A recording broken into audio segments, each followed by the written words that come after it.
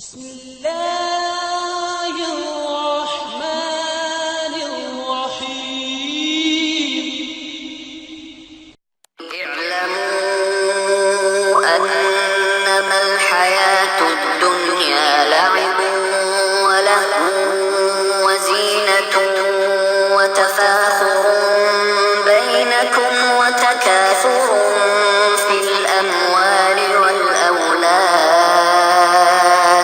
كمثل غيث أعجب الكفار نباته ثم يهيج فتراه مصفرا ثم يكون حطاما وفي الآخرة عذاب شديد ومغفرة من الله ورضوان وما الحياة الدنيا إلا متاع الغرور.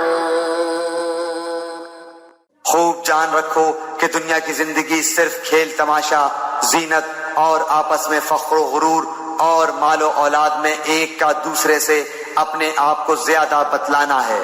جیسے بارش اور اس کی پیداوار کسانوں کو اچھی معلوم ہوتی ہے، پھر جب وہ خشک ہو جاتی ہے تو زرد رنگ میں اس کو تم دیکھتے ہو، پھر وہ بالکل چورا چورا ہو جاتی ہے، اور آخرت میں سخت عذاب اور اللہ کی مغفرت اور رضامندی ہے، اور دنیا کی زندگی بجز دھوکے کے سامان کے اور کچھ بھی تو نہیں.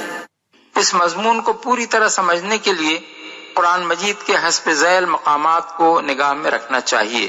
سورہ آل عمران آیات 14-15، یونس آیات 24-25، ابراہیم آیت 18، الکہف آیات 45-46، النور آیت 39.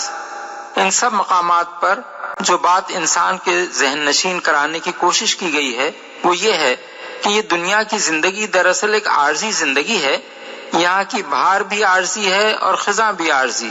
دل بہلانے کا سامان یہاں بہت کچھ ہے، مگر در حقیقت وہ نہایت حقیر اور چھوٹی چھوٹی چیزیں ہیں جنہیں اپنی کمظرفی کی وجہ سے آدمی بڑی چیز سمجھتا ہے اور اس دھوکے میں پڑ جاتا ہے کہ انہی کو پا لینا گویا کامیابی کے منتہا تک پہنچ جانا ہے.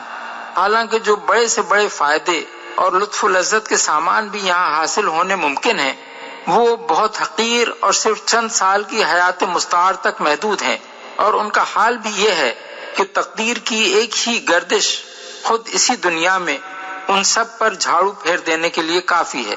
اس کے برعکس آخرت کی زندگی ایک عظیم اور ابدی زندگی ہے. وہاں کے فائدے بھی عظیم اور مستقل ہیں اور نقصان بھی عظیم اور مستقل. کسی نے اگر وہاں اللہ کی مغفرت اور اس کی خوشنودی پا لی تو اس کو ہمیشہ ہمیشہ کے لیے وہ نعمت نصیب ہو گئی جس کے سامنے دنیا بھر کی دولت و حکومت بھی ہیچ ہے.